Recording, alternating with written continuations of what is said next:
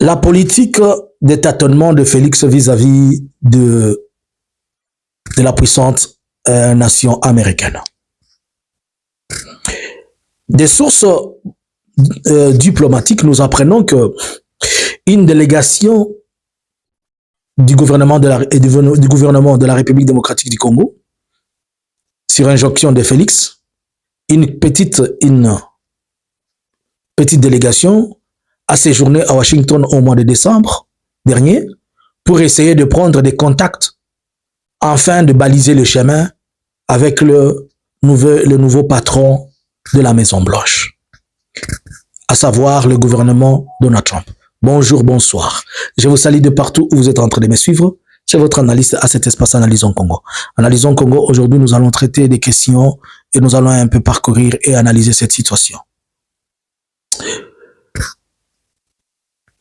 Ne manquez pas de nous laisser votre commentaire, ne manquez pas de partager, ne manquez pas de vous connecter, ne manquez pas de laisser un pouce pour l'abonnement et laisser un cœur. Aidez-nous à faire que cet espace soit de plus en plus grand et puissant.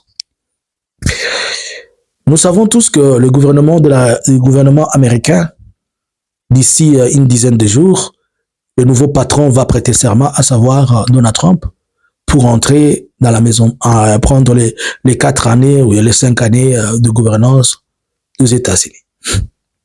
Et pour ce faire, le gouvernement congolais a voulu anticiper des choses et entrer en contact avec le gouvernement Donald Trump via certains lobbying qui étaient en train de faire. Mais je vais vous rappeler que déjà le gouvernement congolais a fait, lorsque Félix était entré au pouvoir, il y avait Donald Trump qui était là. Et pendant le mandat de Félix, il a tout fait pour avoir une porte vis-à-vis de Donald Trump. Ça n'a pas marché puisque Donald Trump lui disait toujours « tu es un fraudeur ». C'était l'expression. Et toutes les portes étaient fermées. Et à cette époque-là, beaucoup de gens l'ont conseillé, de ceux qui n'ont pas compris. On lui a dit « retourne voir Kabila », que Kabila t'ouvre les portes via Elon Musk. On lui avait demandé ça. Et partout, de certaines informations sûres que j'avais apprises, que partout où il allait, on lui disait, c'est lui qui a la clé de cette porte, c'est Jukaka. C'est lui qui a la clé de cette porte, c'est Jukaka. Si tu veux voir le tapis rouge à New York, va discuter avec Kabila, il va t'ouvrir les portes. Mais comme ils étaient déjà en dislocation, il n'y avait plus moyen, que les choses se passent, et surtout que Kabila avait tourné le dos à la politique. Disons, à la politique congolaise, il était dans ces histoires. Il était dans ces histoires de cours. Mais ce gouvernement-là est passé, et lorsque le gouvernement Joe Biden est arrivé, Félix s'est impliqué à fond avec Joe Biden. N'oublions pas que le gouvernement des démocrates, c'est le gouvernement qui est pro-Kigali, pro-Museveni, pro-Nilotic, si on peut dire comme ça. Ainsi donc, et avec la politique qu'ils ont, ils appuient plus leurs enfants de course, et sachant que leurs enfants de course ne tâtonnent pas, ils sont statiques. Alors, Joe Biden a eu à faire beaucoup de arrangements avec Félix, notamment la dernière question sur l'Obito, notamment la question primordiale de Félix qui cherche le changement de la Constitution. Il avait même promis de continuer à faire vivre la politique, la vision de la politique des démocrates en République démocratique du Congo par le changement, par pas seulement l'adhésion, l'acceptation du mariage pour tous comme étant un élément constitutionnel de la Constitution de la République démocratique du Congo. Et voilà que le Biden n'a même pas encore fermé, plié bagage. Il va déjà chercher à se rallier du côté de Donald Trump, alors que la porte de Donald Trump ne lui est pas ouverte, puisque les mêmes causes produisant les mêmes effets, Donald Trump n'a pas encore accepté, n'a pas encore ouvert cette porte, connaissant très bien les relations qu'ils ont avec le démocrate. De l'autre côté, en disant cela, ça fait qu'il est en train de tâtonner, soit chez les démocrates, soit chez les républicains, voire celui qui va l'accepter, alors qu'il est plongé dans la politique des démocrates. Maintenant, comment est-il possible qu'on vienne lui ouvrir cette porte, qu'on accepte de lui ouvrir cette porte, alors que cette porte est déjà fermée pour lui? Il n'a rien à donner aux Américains qui n'ont pas. Et surtout qu'il se base sur des éléments des rapports qu'ils ont. la RDC est caractérisée, elle n'a pas une bonne réputation, le gouvernement de Félix n'a pas une bonne réputation au niveau international, et c'était l'une des causes, des choses que Donald Trump était en train d'accuser, qui n'ont pas une réputation sur le plan qui n'ont pas une réputation d'affaires, car la RDC est caractérisée par des détournements et la corruption au top. 2.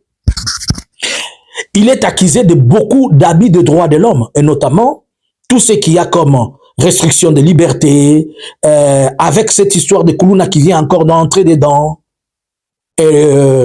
trop de gens, des histoires, le meurtre de l'année passée, le meurtre de Ouazalendo, tout ça, on a répertorié plusieurs dizaines de milliers de cas de personnes tuées.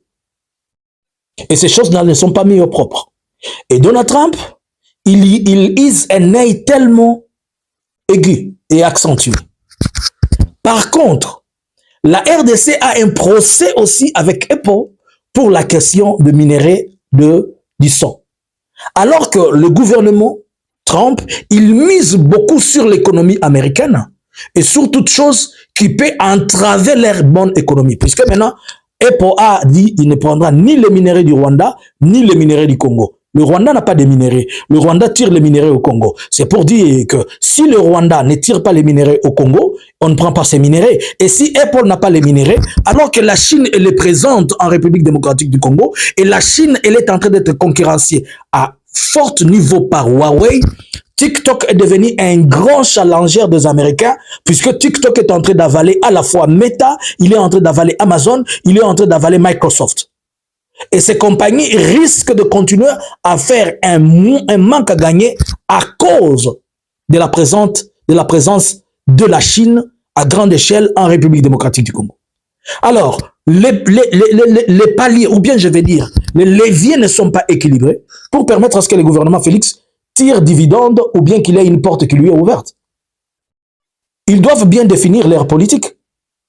Ils sont en train de tâtonner. Ils vont avec celui-ci, ils vont avec celui-là. Même si le gouvernement change au Rwanda, le Rwanda garde le statut d'être pro-démocrate. Ils appliquent leur politique de démocrate et vous allez voir que pendant la présence de Donald Trump, le Rwanda aura à lui un climat de froideur. Il va essayer un peu de faire profil bas en attendant que les 4 années passent pour que ça se réactive. C'est comme ça qu'ils jouent puisqu'ils ne changent pas. Tandis que les nôtres, ils n'ont même pas un pied. Ils ne sont pas ni dedans ni dehors. C'est pourquoi vous allez voir Félix est en train de tout faire, beaucoup de tours pour essayer de pouvoir se rattraper à celui-ci, à celui-ci. Il a été au Doha, au Qatar.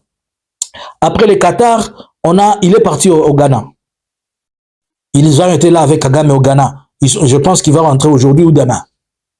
Parce que c'était 17 au 8 ou peut-être jusqu'au 9. Les 10, il va aller en Amérique latine, au Venezuela. Puisque Maduro doit prêter serment, il doit aussi aller là-bas. Il cherche aussi peut-être un contact avec le Venezuela. Mais depuis que la RDC est RDC, quel est l'impact du Venezuela dans nos relations? Alors qu'au Ghana, ils ont de bonnes relations puisque le Ghana est le marché d'écoulement de diamants de Félix, puisque Félix vend ses diamants et son or, sortant, et tous les diamants et l'or que Félix vend, il les vend via le Ghana. Et c'est pourquoi il va là-bas pour question de partenariat. Alors, si nous devons comprendre que la politique qu'il est en train de vouloir avoir dans la Maison Blanche, avec les nouveaux locataires, c'est une politique qui ne marchera pas, puisque vous rappelez-vous, à l'époque de Nzita, qui était du camp des Républicains, Nzita l'a tourné en brique, c'est Nzita qui l'avait amené, l'ambassadeur ancien des États-Unis là, c'est lui qui l'avait amené même visiter les cimetières. C'est-à-dire, il n'a pas une considération vis-à-vis d'eux. Que va-t-il faire? Pour le moment, c'est que il envoie des signaux positifs, parmi lesquels réglementer la question des droits de l'homme, 2, être sévère avec la corruption, mais là c'est impossible puisque lui-même il est le premier corrompu, car il est le premier corrompu, pourquoi? Puisque quand il n'arrête pas les gens qui sont corrompus, c'est que c'est toi-même qui es le premier corrompu. Lorsque quelqu'un échoue au front, le commandant échoue au front là-bas, il vient à Kinshasa, il est nomme. Christian Chiwewe qui a connu un échec selon eux, au lieu de l'écarter, on fait de lui un conseiller. Donc vous voyez que le système n'est pas aussi bon. Alors pour le moment, s'il peut envoyer des signaux positifs, ça peut changer. Mais s'il n'y a pas de signaux positifs, ça prendra du temps. Et les signaux positifs prennent aussi du temps. Wait and see. Bonjour.